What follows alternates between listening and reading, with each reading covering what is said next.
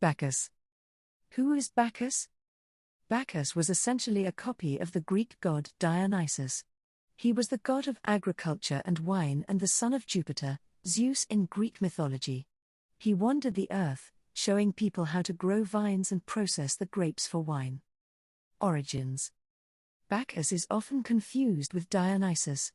They represent the same symbology and myths, as Bacchus is the Roman version of the Greek god. Legends and stories. When exploring the myths surrounding Bacchus, it's easy to see that he is a duplicate of Dionysus. Their myths are virtually identical except for the names of supporting roles. The birth of Bacchus. Bacchus was the son of Jupiter, a god. His mother was a mortal named Semele. Jupiter was married to Juno but had an affair with Semele, resulting in the conception of Bacchus. Juno learned of the affair and sought revenge against the woman who seduced her husband. Mortals were unable to view gods in their original form. Instead, gods transformed their appearances when they associated with mortals.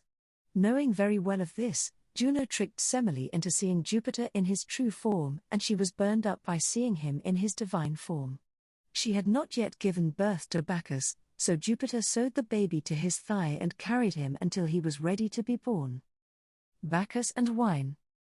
Bacchus was known as the god of agriculture and wine. He spent his childhood in training by Silenus, a great lover of wine.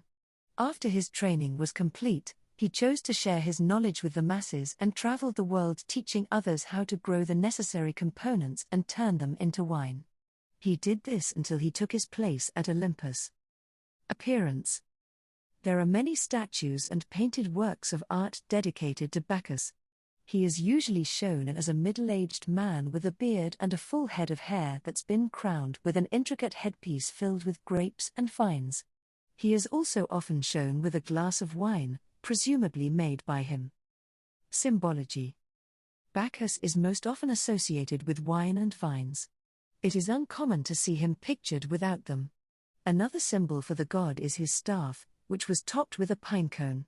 He often carried this staff and used it while traveling the world. He is also associated with celebration, as he always had a procession filled with followers who would dance while he made wine.